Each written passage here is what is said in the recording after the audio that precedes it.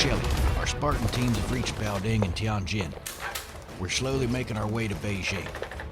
The Spartans are awaiting your directives and have indicated their trishouls have been recalibrated again. Good. Tell them to proceed with Operation JMv&x. As you command, Lord Shelley. Tell the Spartan team in Tianjin that President Wei has 2 mistresses there. Find them and stake out the area. If President Wei visits either of the 2, there will be heavy military activity, especially helicopters. If they get there before Wei does, have them bug their houses. Do we even know who these women are or where they live? Our intel is pretty reliable. President Wei's assistant regularly buys expensive wine, chocolates, flowers, and jewelry, and has them sent to Tianjin. But his wife lives in Beijing, so they wouldn't be for her. But how do we know he has 2 mistresses and not just one? Well, there are some things a woman just knows, General Pershing. But to be thorough, Wei sends these items to 2 different areas of the city. Different kinds of wine, different candy choices, even different flowers. It would seem odd that one woman would have such peculiar tastes. Still isn't convincing, Lord Shelley. The woman could have split personalities. He sends diamonds to one place and cheaper jewelry to the other. He clearly likes one of them more than the other. Or at least one of them is high maintenance. Men. Okay, one area is very upscale and the other is a more modest area. Okay? You understand now? I do, Lord Shelley. Perhaps the more modest area would be a good place to camp out. Less of a chance of being spotted. Every man wants to be seen with a lady, but secretly desires the wild and raunchy hussy.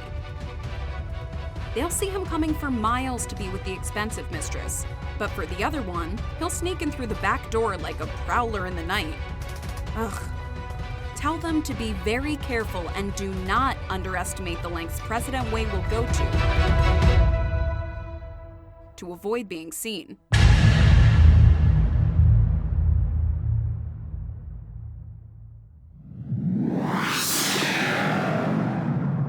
New Kingdom Radio Theater.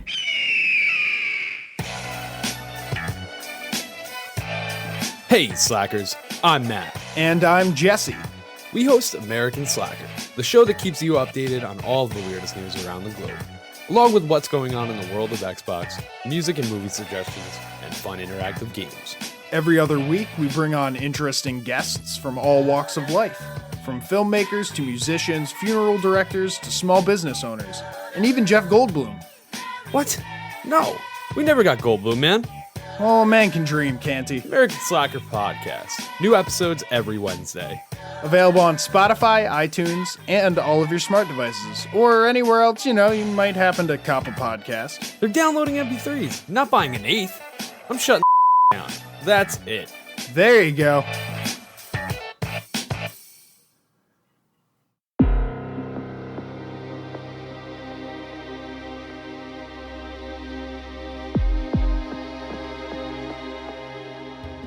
King Asilas declared that people could no longer leave their wealth to children or family once they were deceased. He decreed that all legal wills were null and void, and upon a person's death, their savings and whatever wealth they had amassed became the property of the state of the new kingdom. People, of course, were outraged by this and demanded the king suspend his decree until the matter could be heard in a court of law. But Asilas responded that his word was the law, and no courts could overturn his decisions. He did, however, promise once America defeated the Chinese and the Middle Eastern alliance, the king's law would be replaced. This gave people little reassurance, and many began to hide their wealth, converting everything they valued into gold and burying their precious belongings to avoid the king confiscating it. The elderly began to give their money to their children while they were still alive to avoid it being transferred to the NK. But as people tried to work around the king's new demands, Asilas decreed another unprecedented law. It was then required all newborn babies be given a mark, a tattoo on their foreheads that symbolized their baptism into the new kingdom of America.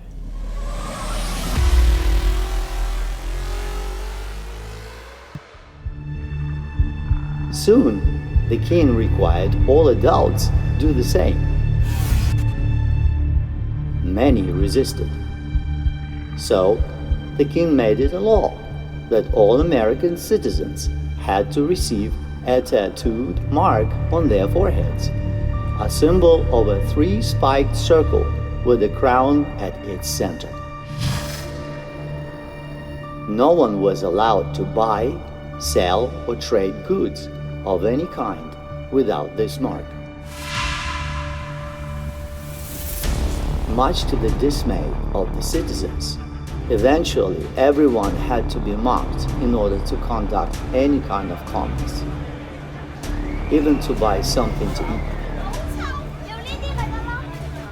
It was a major turning point in King Asilas' reign. Instead of being loved and admired by all, the number of those who resented and feared him grew by the day.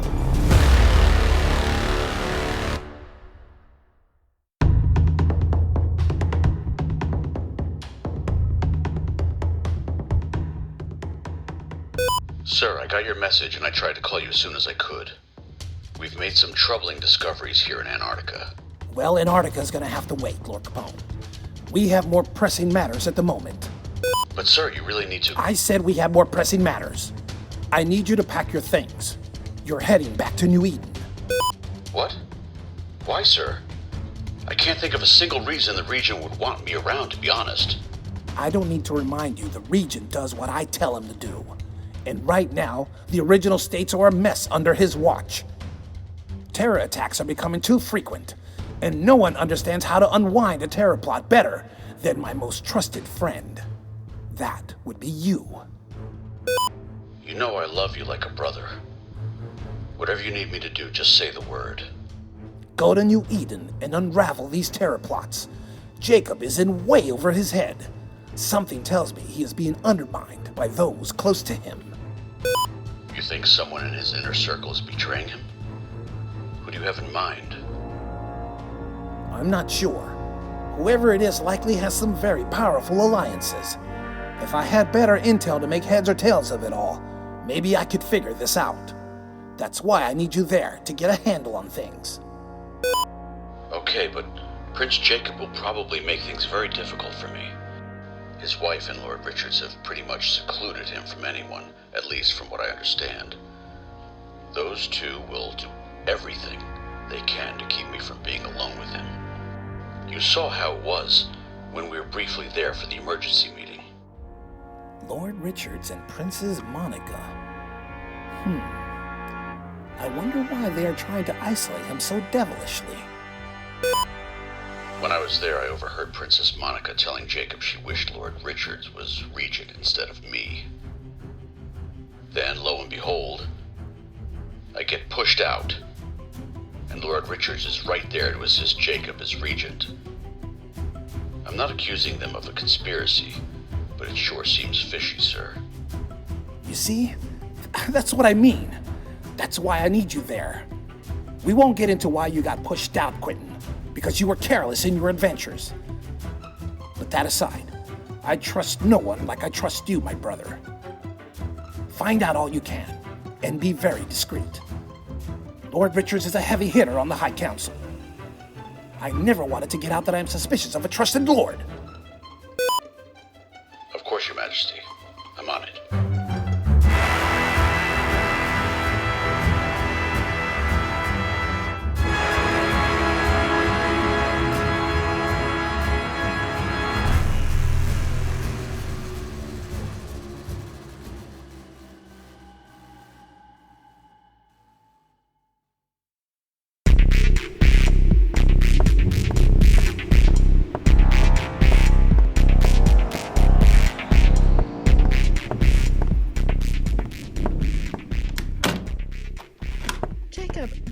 hear about Lord Capone coming back to New Eden. Why would your father want that man back here after all the disgraceful things he did? Disgraceful? I seem to recall you defending everything he did here. Let him enjoy his power while he has it, you said. So what's the big deal if he comes at the behest of the king? I'm merely saying he left in disgrace. I can't think of a single reason why the king would want him back here. It's crazy. You want to know why? Let me show you why. In the news at this hour, more terror attacks overnight. This time in hotels, one in the heart of South Beach in Miami, Florida, and the other in Fort Wayne, Indiana. Two very different cities, but the same results. Over 100 people are confirmed dead, and countless others injured in these latest suicide bomb attacks. The NK Bureau is on the scene of both hotels and have scheduled a press conference for later this morning. There is no word as of yet from the office of the Regent, Prince Jacob, but sources in New Eden are saying the prince is monitoring the situation closely. Well, the latest string of terror attacks across the original states of the New Kingdom have only exacerbated the public outcry for King Osiris to set aside his efforts in the wars against China and the Middle East to handle domestic matters. This after increasing criticism of Prince Jacob and his handling of the recent terror attacks. People are scared, and there seems to be no end in sight to these senseless killings. Why is that newsman talking like you're doing nothing? Like, you spend every minute of every day trying to stop these attacks. What do they think you're doing? Well, you wanted to know why my father's sending Lord Capone back? That's why. These terror attacks are a public relations nightmare, and my father doesn't believe I can do the job. So far, he's right. Maybe I'm just not ready for all this yet, Monica. Maybe I wouldn't make such a great king after all. Don't talk like that, Jacob. You will be the greatest king this world will ever see. Yeah? Well, I'm failing miserably right now. Not even my father believes I can be a good king.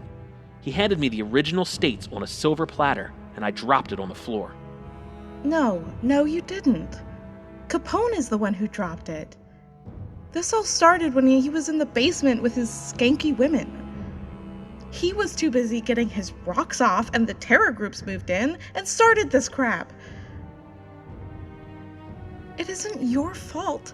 You inherited this mess. Regardless, the people are scared and they want me to stop these attacks. I have no idea how to do that. I don't consult with many people, just you and Lord Richards. So if you two are going to be my buffers, my generals in this situation, then find me some people that can help me stop these attacks. Jacob, you are being unfair. All Lord Richards and I are trying to do is help you. So, let me start by writing your statement for later this morning. The people want to hear from their prince, so speak to them. I'll schedule a press conference, and instead of sending a spokesman, you talk directly to the people. I don't know if that's such a good idea, Monica. Live TV is not my strength. What are you talking about?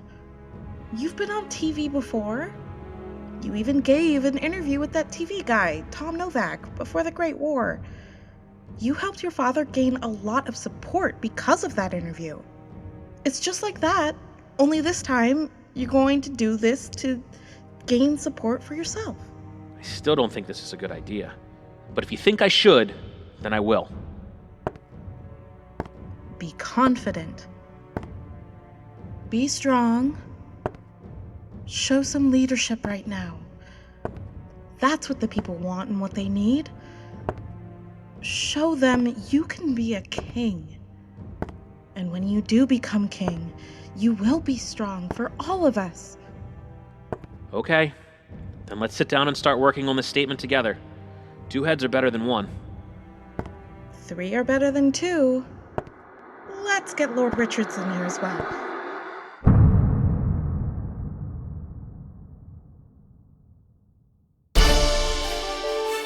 America's Evening News with Tom Novak.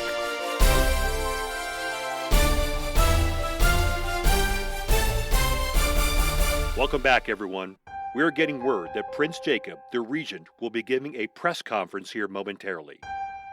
This is highly unusual, as the prince rarely speaks in public, and since the king's absence, press conferences have been few and far between. This will actually be the prince's first press conference since becoming the regent. This all comes on the heels of another wave of terror attacks throughout the kingdom, and the loss of public confidence that the regent is up to the task of maintaining order in the original states. And it looks like the prince is getting ready. He is walking up to the podium now. Let's go live now to the podium as the Prince of the New Kingdom of America is about to speak. Thank you for coming, everyone. Please have a seat. In the early morning hours, 2 suicide bombers walked into hotels in Miami and Fort Wayne and detonated bombs they had hidden in their backpacks. Yesterday, and 2 days ago, 3 other separate suicide bombers attacked a very busy restaurant, a train station, and a shopping mall. I don't have to tell you that these and several other attacks over the past few weeks have had an awful effect on our state of mind as Americans. I want everyone to know that I am authorizing the NK Bureau to expand their manpower and work with other agencies outside the original states to track down the network of terrorists that have been plaguing our nation with these vicious attacks. Americans are resilient, and we will fight these evil people with everything we have. Now, I know many of you have lots of questions, so let's get this conversation started with the most pertinent ones. Please, right here. Yes, Prince Jacob, thank you for the statement. However, anonymous sources are claiming that Lord Capone, the former regent, has headed back to New England to resume his role as the regent. Can you confirm this? There is no such order that I am aware of that Lord Capone is returning to replace me as regent, so no, I don't believe that is true. Next question. Are you, sir, denying that Lord Capone is in fact returning to New Eden? If the king requests that Lord Capone return to New Eden, then he will return. I cannot confirm or deny his return, but the king has not made this announcement, so I will continue to conduct business as the regent. Next question, right here. Prince Jacob. Some are saying the focus of these attacks is to distract people from the new law that has gone into effect. The one where everyone has to have a tattoo symbol branded on their foreheads. Can you address the branding issue at this press conference? I called this press conference to discuss the terror attacks. The mandate of everyone getting branded, as you say, is a law decreed by His Majesty, King Asilas. If the law has gone into effect, then everyone must comply. But your insinuation that the focus is on the terror attacks simply to distract people from the new commerce branding mandate, well, that's just not true. Does this mean that you and the princess and everyone on the High Council are also receiving these commerce branding tattoos on your forehead as well? The mandate does not require anyone on the High Council or the American royal family to receive the commerce branding. No. If a member of the High Council is relieved of their duties, or retires from the High Council, then they would be required by the law to receive the branding. Next question. Right here. Prince Jacob, you say that you are authorizing the NK Bureau to expand their manpower by bringing in outside agencies into the investigation? Isn't it true that the reason you are doing this is because the New Kingdom is near bankruptcy, and that's why you are short on manpower? Because you had to cut the kingdom's budget extensively to finance the war efforts in China and the Middle East? In fact, most of your agencies have had a hiring freeze as of late. Isn't that correct? That's not an accurate assertion at all. I asked because there have been reports that the NK Bureau laid off agents just weeks before the first waves of attacks. Why didn't you rehire the agents you let go if there were no financial issues? I can't get into why agents were let go. It sounds like you're fishing. Am I? Because my news agency interviewed several former NK Bureau agents, and they all said they were fired because the agency couldn't afford their salaries anymore. Some were forced to retire early, and others were fired on the basis of trumped-up accusations of brutality and low evaluation scores. But the interesting thing is the Bureau did not hire more agents to replace them. How do you explain that? I can't discuss NK Bureau matters, nor their hiring or firing guidelines. I'll still say you're fishing. Next question. Yeah, you right here? Thank you for calling on me, sir. Can you confirm reports that a 50-gallon drum of the J1 nerve agent has gone missing from a military outpost in Mexico? And if so, should Americans be preparing for an attack using this lethal nerve agent? I have no idea where you got that information from. So, can you confirm that it is true, sir? Sir, can you confirm this? Okay. I'll have to get back to you on that particular question because I don't want to give you inaccurate information.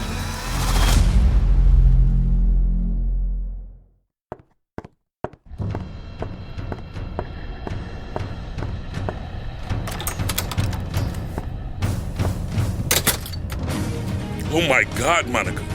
This press conference is going south very fast. The prince is sinking like a ship. We need to get him out of that press conference. He's sounding very unsure of himself. We will. But first, we have to act quickly.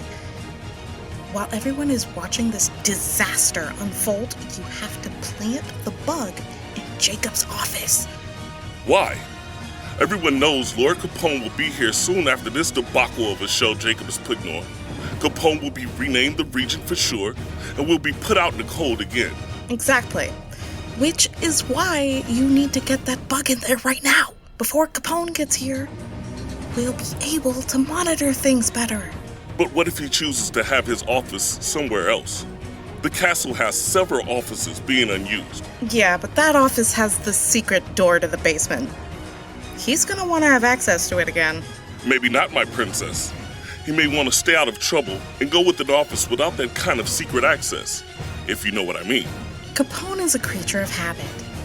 He won't stray from his ways no matter what. I guarantee you, when he gets back, he'll want to kick Jacob out of that office. Partly because he will want to have that basement again.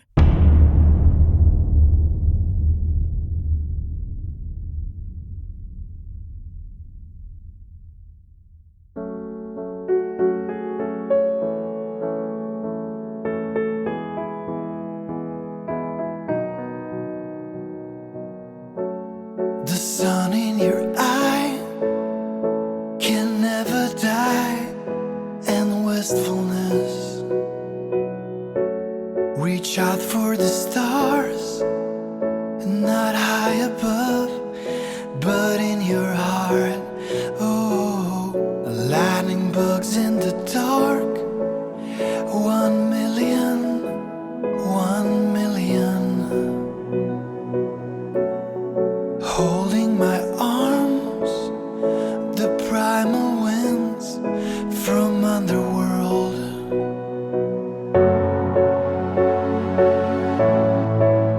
One million, 1 million.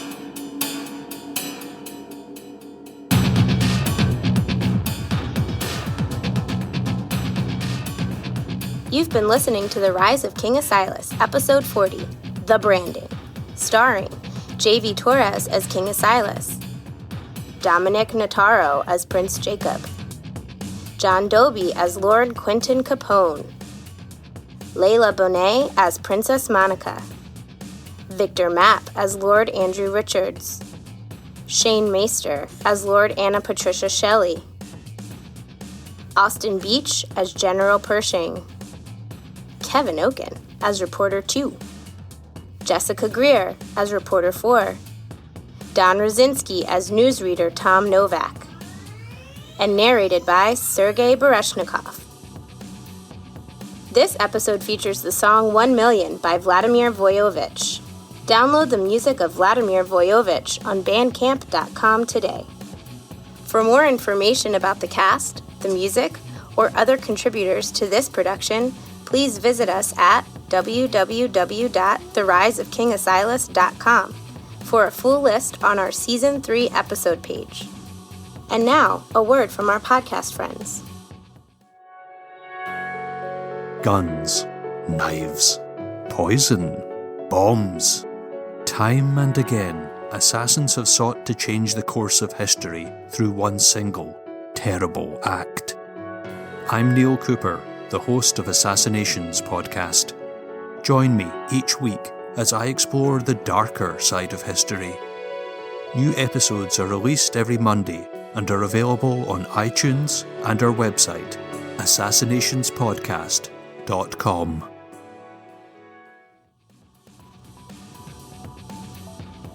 This has been a production of the New Kingdom Radio Theater in Baltimore, Maryland, copyright 2020.